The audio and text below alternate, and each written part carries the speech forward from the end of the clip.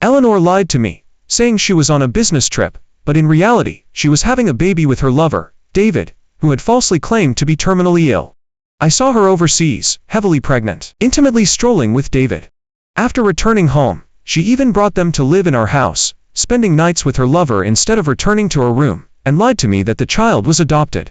Unable to tolerate it any longer, I proposed a divorce at the child's baby's welcome party. She cried and sent her biological child to a foster home, begging for my forgiveness, but I was resolute in my decision to divorce. It was only on the day of the divorce that she realized David had deceived her. In a fit of rage, she killed him. Ultimately, she was sentenced to life imprisonment, and for the rest of her life, she will repent for me in prison. Robert, today is our 8th wedding anniversary. Forgive me, I can't be back to celebrate it with you. My wife, Eleanor, called. I was silent for a moment, then said, "It's fine.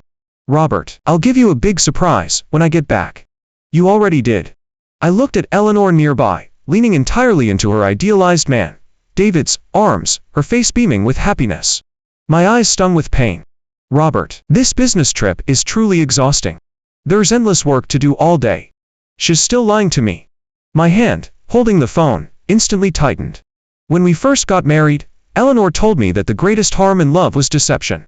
She said, "Robert, if one day you stop loving me, you must tell me." She said, "If you don't love someone, don't hurt them." But she lied to me, hurting me. In that instant, I felt utterly suffocated. "Robert, why aren't you saying anything?" I lifted my head, trying hard not to let the tears fall, and said in a hoarse voice, "I was just working." Eleanor on the other end of the line sighed in relief and chuckled. "I won't disturb your work anymore, Robert, love you." The call ended. I watched as she, half supported and half embraced by her idealized man, got into a car not far away. The moment the car door closed, tears involuntarily streamed down my face. I didn't understand why she had to lie to me. If you don't love someone, don't hurt them, didn't she say that? I hailed a cab to the airport. I had arrived full of joy, and left in agony and despair. Eleanor sent a message, "Robert, I bought you a gift, the game console you've always wanted. It's already been shipped back home." I replied with an, "Oh." Was she feeling guilty? She didn't consider my feelings beforehand, but then felt guilty afterwards. Isn't that ridiculous? After returning home, I threw myself into work, working overtime until early morning every day. My colleagues even teased me, asking if I wanted to earn more work overtime pay to buy Eleanor a precious gift when she returned. They didn't know I was working myself to death to numb myself and stop thinking about Eleanor. My first meeting with Eleanor was at her father's funeral. She didn't cry, but just stared blankly as her father was buried. At that moment, my heart ached fiercely. I walked over and offered her a few words of comfort. What happened next was beyond my and all my colleagues' expectations. She clung to me. When I was working, she would find all sorts of excuses to stick by my side, refusing to leave. On my days off, she would insist on dragging me out for meals, shopping, and movies. She just barged into my life so brazenly. I exasperatedly asked her why. She said, "Everyone else who approaches me only cares about my looks and has impure intentions, but you're different. I can feel that you truly care about my well-being. Dad's gone, and Mom is busy with work every day. I really long for someone who genuinely cares about me to be by my side.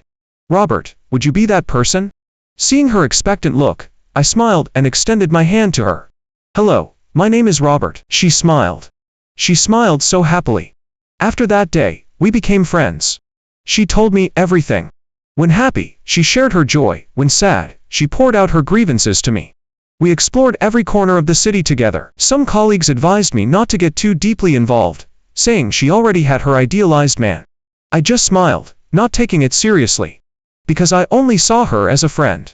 The more I interacted with her, the more I felt deeply for her. Her father passed away, her mother was busy with work every day, and everyone around her coveted her beauty, but she didn't have a single close friend. She deserved to be cherished. Later, her mother was in a car accident, and on her deathbed, she held my hand. "Robert, I can see that you genuinely care for Eleanor. I'm very grateful that you're in her life. Her father is gone, and I'm leaving too. I can't bear to leave her alone in this world. Robert, could you promise to always take care of her?" I couldn't refuse a mother who, even on her deathbed, was still thinking of her daughter. Eleanor and I got married. After marriage, I was meticulously attentive to her, giving her all my love. I wished I could split myself in two to manage both work and family without neglecting either. Sometimes, when I said I was tired, she would playfully massage me, saying, "Heaven has been so good to me, sending you into my life. Robert, we're going to be soulmates for life." But she was the first to break that promise, hurting me deeply. I saw Eleanor again, 2 months later. She was walking out of the airport with a baby and David. "Robert, this is the child David adopted from overseas. Isn't he adorable?" she said to me, smiling. I couldn't smile, and just nodded silently. David said with a smile, "I ran into Ellie overseas. She saw how hard it was for me to raise a child alone, and offered to have me return home, saying she could help me with the baby." I ignored the provocation in his eyes, and turned to look at Eleanor. She didn't dare look at me, and said, lowering her head, "David, as a man, isn't good with children. We happen to have spare rooms at home, so he and the child can stay there, and we can easily help care for the baby in our free time." I stared at her blankly, unsure what to say. That house was the love nest Eleanor and I had built together, yet she wanted David to live there. My heart was pierced with a sharp pain again. I uttered a single word in a hoarse voice. "Fine." Eleanor smiled. "Robert, I knew you were the best." I gave a hollow laugh. It wasn't that I was good, it was that in that very moment, my heart had completely died. I no longer cared. When we rested that night, Eleanor said, "Robert, you go to sleep first. The baby cries at night, so I'll come back after I've soothed him." I waited all night, but she didn't return. The next day, she explained to me, "The baby cried all night and only fell asleep at dawn. I got dark circles under my eyes from staying up." Yes, Ellie really had a tough night. If it weren't for her, I'd really be in trouble. "Robert, you're not misunderstanding anything, are you?" David said provocatively from the side. I said nothing, just turned, and went to make breakfast. "Robert, the baby will be a month old in a couple of days. I want to help David host a baby's welcome party. What do you think?" My hand, cutting vegetables, paused for a moment. I replied expressionlessly, "All right. Thank you, Robert." Eleanor happily went to discuss the baby's welcome party arrangements with David. Watching them, I tightly pressed my lips together. My repeated concessions only led to Eleanor's escalating audacity. Perhaps she had grown used to it. After all, ever since we married, I had always played the role of the one who backs down, because I believed that in a marriage, one person always has to give way. If two equally strong-willed people are together, the relationship won't last. Since she wasn't willing to yield, then I would. But everyone has a bottom line, and so do I. This time, I wouldn't back down. I chose to let go. On the day of the baby's welcome party, Eleanor invited many guests, and it was a grand affair. Her Chloe smiled and said, "Ellie, the baby looks so much like you. His eyes are identical." Eleanor's expression flustered. "Don't talk nonsense. Babies haven't fully developed yet. How could you tell he looks like me?" She turned to me and explained, "Robert, don't listen to her. The child was adopted by David overseas. Maybe because I've been taking care of him for a while, he's gradually started to resemble me. Don't old folks always say that whoever takes care of a child the most, the child starts to look like them?" I smiled indifferently. Actually, she didn't need to explain. During the banquet, David offered a toast to me.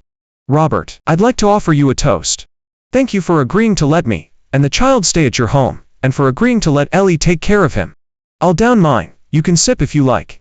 All my colleagues looked at me. I sat in my chair, unmoving. That place was no longer my home, and as for Eleanor, I would soon have no connection to her either. "Robert, David is offering a toast to you." Eleanor looked at me reproachfully. I calmly said, "I have something to attend to later, so I can't drink." Eleanor, displeased, said, "What could be so important? Today is the child's baby's welcome party, and David specifically offered a toast to thank you. Not only do you refuse to drink, but you also look unhappy." After saying that, she walked up to me, picked up a wine glass, and handed it to me. "I'm toasting you with this one. You can at least drink this, right?" I stared blankly at her and softly said, "Have you forgotten that I have an alcohol allergy?" Eleanor froze for a moment, then quickly apologized. "I'm sorry, Robert, I forgot." But she never used to forget. Every time I went on a business trip or negotiated with clients, she would specifically remind me not to drink. David walked over, smiling. "Since Robert has an alcohol allergy and can't drink, let's forget this toast. It's my fault too. I didn't know about your alcohol allergy and insisted on toasting you. I'll drink a penalty cup myself." I looked at him coldly. Eleanor pressed her lips together. "Robert, are you angry?" "No." I lowered my head. Eleanor sighed in relief. "Robert, I really did forget just now. It definitely won't happen again. HMM." As the banquet drew to a close, everyone rushed to see the baby, constantly praising how cute he was. Eleanor smiled very happily. "Robert, come and see him too." She waved at me. I shook my head. "No need." "Why?" Eleanor frowned. "Don't you like children?" She ran over and pulled me. "Come see him, you'll definitely like him. Our future children will be just as cute. You and I won't have children." "What?" Eleanor froze. I looked up, calmly staring at her. "I said we won't have children. I've already drafted the divorce papers." "Eleanor, let's get a divorce." Eleanor was stunned. I no longer looked at her, and got up to leave. "I've left the divorce papers at home. I'll go back first, and wait for you to return to sign them." "Stop." Eleanor finally spoke, questioning loudly. "Robert, explain yourself. What did I do wrong? You want to divorce me? Is it just because I let David and his adopted child live here?" Compared to her agitation, I was remarkably calm. Adopted child. Hi. Even now, she was still lying to me. David ran over to persuade me. "Robert, it's really not that serious. If you don't want me and the child to stay here, I'll just take the child and leave." Watching his hypocritical act, I felt utterly disgusted. Eleanor, in her high heels, walked up to me, staring at me, as she practically screamed. "Robert, today is the child's baby's welcome party. You're divorcing me in front of all these people. Have you considered the consequences for me? And you promised Mom you'd take care of me for life. Now you're divorcing me for no reason, abandoning me. What am I supposed to do?" I smiled, pointing at David. "How could you be alone? You have him, and you have your child." Eleanor's expression changed, but she remained stubborn. "What are you talking about? I don't understand. The child isn't mine and David's, he adopted him overseas." "That's right, the child was adopted by me overseas. Ellie has nothing to do with it." "Robert, you're overthinking things." David chimed in from the side, a triumphant look in his eyes. "I'm overthinking. If I hadn't seen it with my own eyes, I wouldn't have believed it." My face hardened, and my gaze, sharp as a knife, fell upon Eleanor. Her stubborn denial completely chilled my heart. "On our wedding anniversary, weren't you laughing happily as you, David, and the child, strolled, shopped, and enjoyed the sun together as a family of three? That day. Eleanor mumbled, then her eyes widened abruptly. You were there that day." Hearing that, my heart ached. Yes, a flight of over 10 hours, dragging my exhausted body, just to give Eleanor a surprise, only to be met with despair and heartbreak. At this point, the guests attending the child's baby's welcome party began to whisper among themselves, and their gazes at Eleanor were filled with something strange. I hadn't originally wanted to reveal everything, intending to preserve Eleanor's last shred of dignity before I left. But she forced my hand, not only tearing away her own veil of shame but also causing my heart to ache violently again, making the unhealed wound bleed anew. I took a deep breath, my gaze darkening slightly. "I promised your mother I would take good care of you, and I did so after we married. But now you have David and a child, and you no longer need me. Since you don't need me, I'll leave. It's that simple." I turned to leave, but Eleanor grabbed me, looking at me pleadingly. "Robert, I have my reasons. Please let me explain." Reasons. Explanations. It made me want to laugh. "Did someone force you to have a child with David? Let go." I forcefully shook off Eleanor's hand and strode away. "Robert." Eleanor's heartbroken sobs came from behind me. I didn't look back, nor did I feel a single stir in my heart. My heart was dead, my love extinguished. I didn't go home. Instead, I went directly to the airport. A month prior, I had already proactively applied to my company to go assist in Pine Ridge.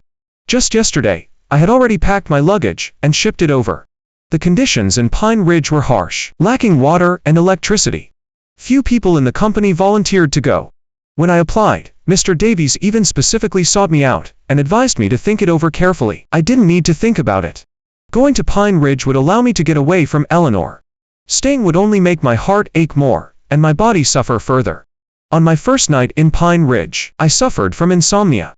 The hot weather combined with no water for showering left me feeling sticky and very uncomfortable.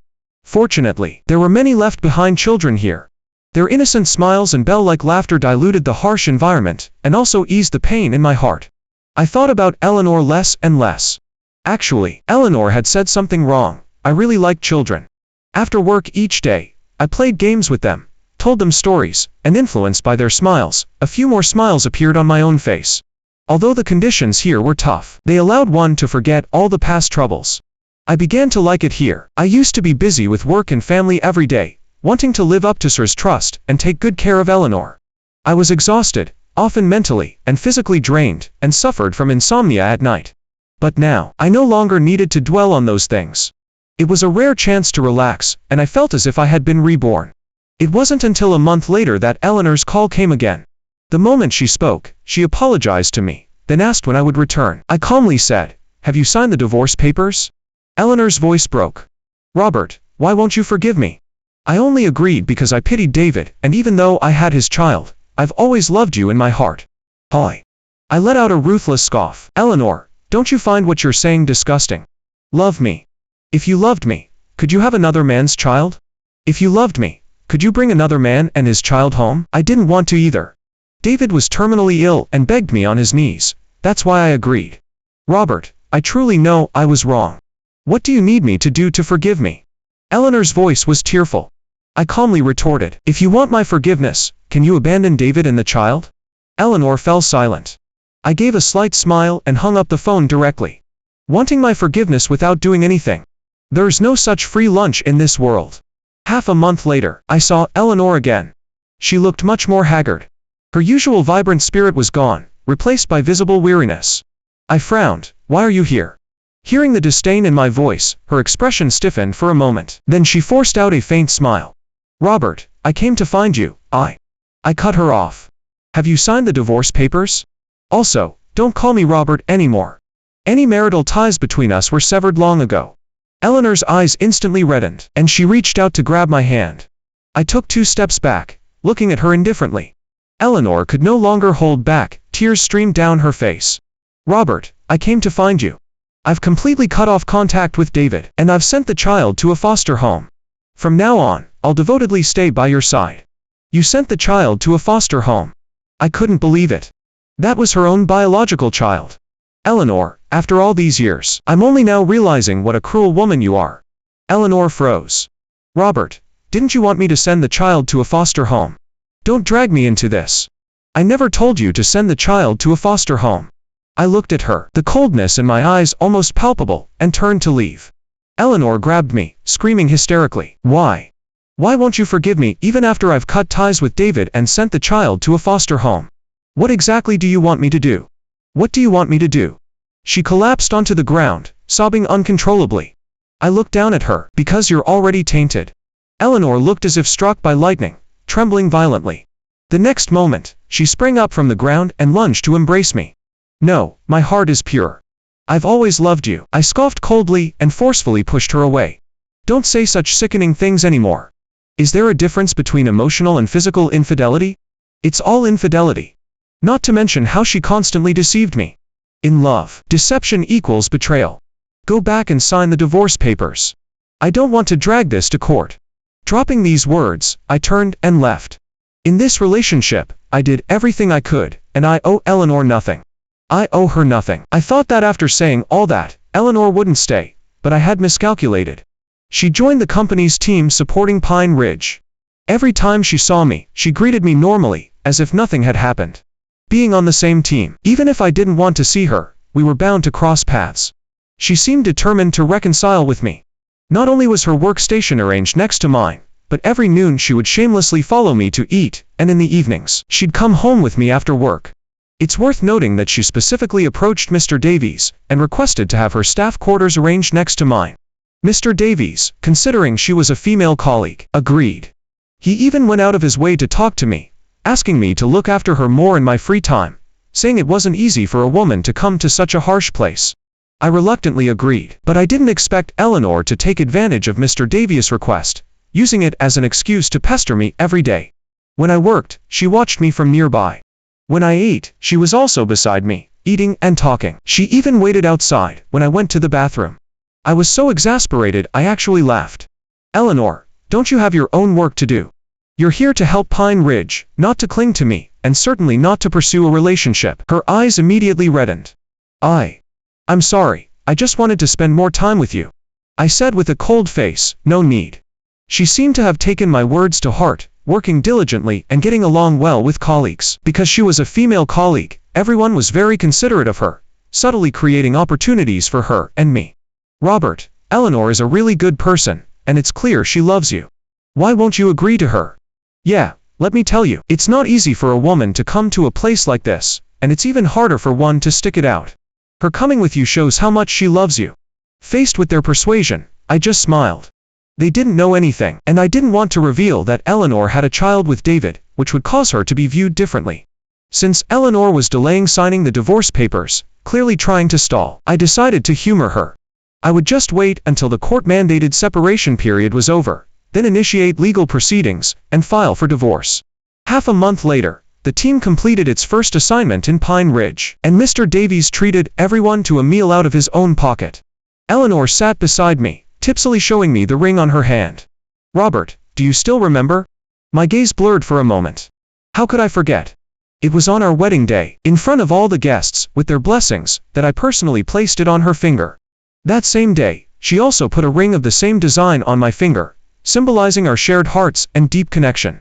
I upheld my end, but what about her? My eyes turned cold. Eleanor didn't notice the change in my gaze. She murmured, caressing the ring, "From the first time we met at my father's funeral, when you came over to comfort me, I knew you were different from other men, so I actively pursued you, wanting to be friends. I didn't even realize when your image began to take root in my heart until my mother's car accident, when she entrusted you with my care on her deathbed." At this point, she looked at me. Do you want to know what I was thinking then? I responded with indifference. Eleanor answered her own question. At that moment, I felt a flash of anger. Why should my life be decided like this? But that anger quickly vanished, replaced by joy and shyness. Later, at the wedding, when you publicly placed this ring on my finger, in that moment, I clearly knew that I truly belonged to you. She looked at me, her eyes filled with tenderness. You still remember all this, don't you? My tone was indifferent. What if I do? Eleanor said excitedly, remembering proves you still love me, that I'm still in your heart. She grabbed my hand, her voice growing more agitated. Robert, we've been together for so many years. I don't believe you truly feel nothing for me anymore. I looked at her, my eyes calm. Yes, I feel absolutely nothing for you anymore. I don't believe it. Eleanor cried out loudly, drawing glances from colleagues. You still love me. I must still be in your heart. Robert, you're just saying that to spite me, aren't you? Seeing the hope in her eyes, I suddenly felt very tired and didn't want to get entangled with her anymore. Since you don't believe me, I'll prove it to you. I yanked the ring off her hand and forcefully threw it towards the distant woods. No.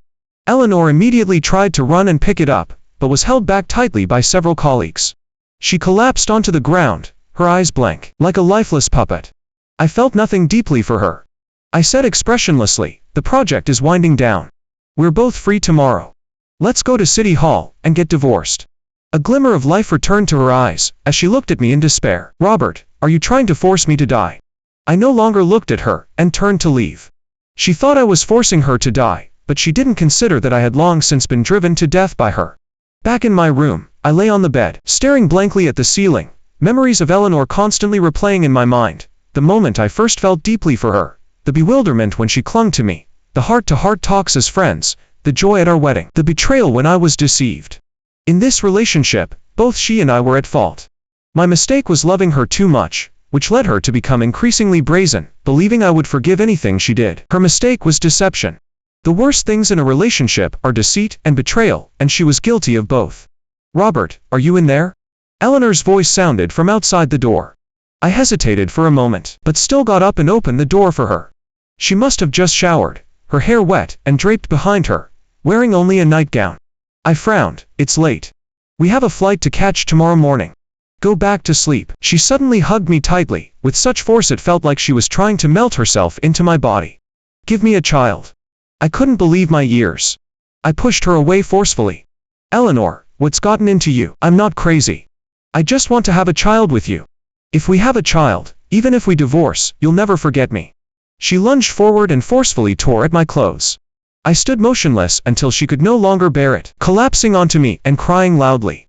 Only then did I coldly say, "Are you done making a scene?" I'm sorry.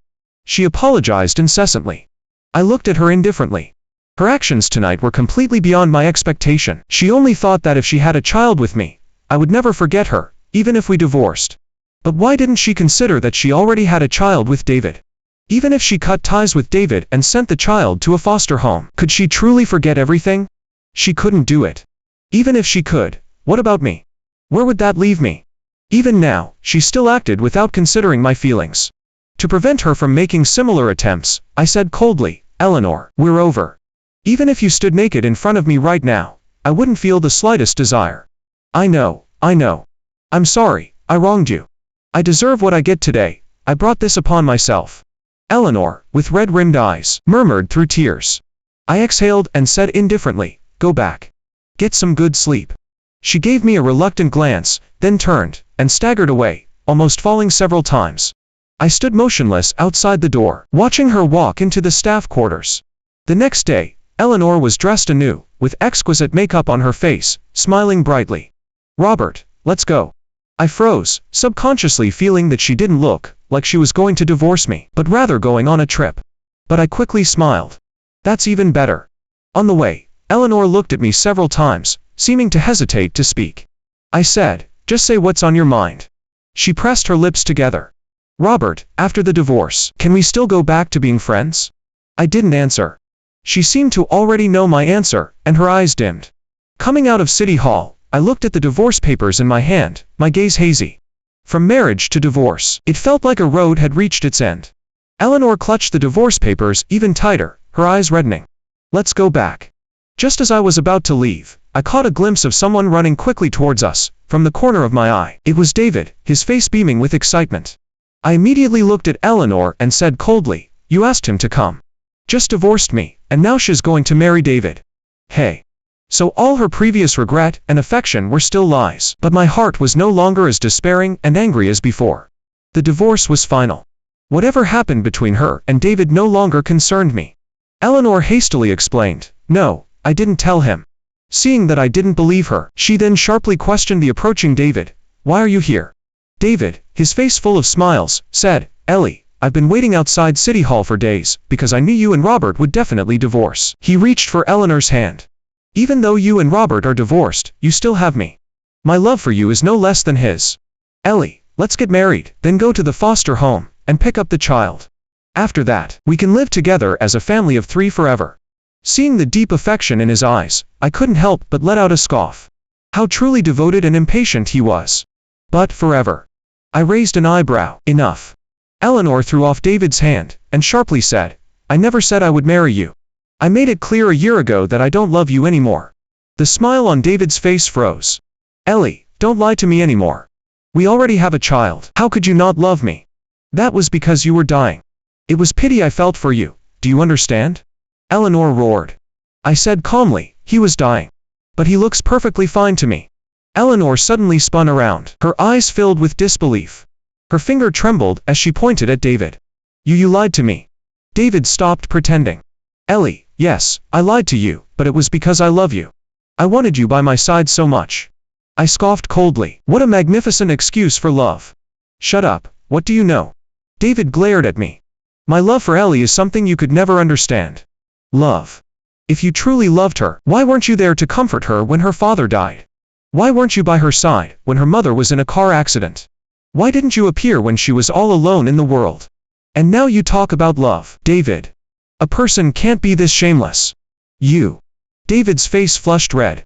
He turned to Eleanor and explained, Ellie, don't listen to him. I truly love you. When Eleanor's parents had their accident, I wanted to come back, but I was tied up with things. Also, when you got married, I wanted to show up at the wedding and take you away, but I didn't, only because I was thinking of you. So, while I was living a happy and sweet life, you used the lie of being terminally ill to deceive me. Eleanor looked at David, her eyes blazing with profound hatred. David was startled. Ellie, you destroyed the happiness I should have had. Eleanor screamed, her body trembling with rage. David's face was filled with guilt. Ellie, I lied to you, I'm sorry.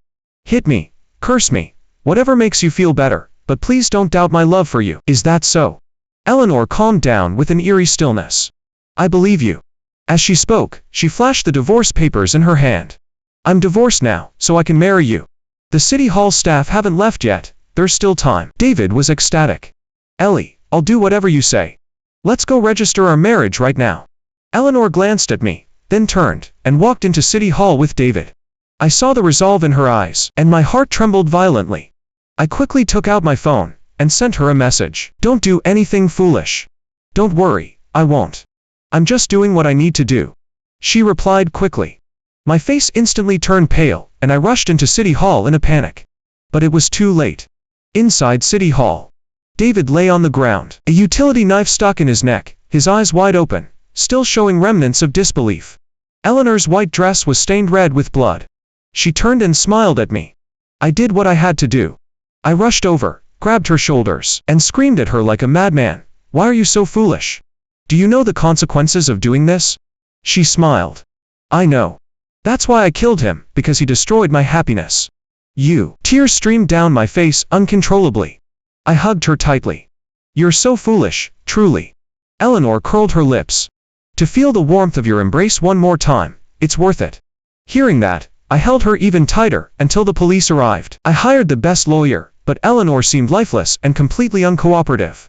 Ultimately, due to the egregious nature of the murder in public, she was sentenced to life imprisonment in court. In that moment, she smiled. A month later, I received a letter from prison.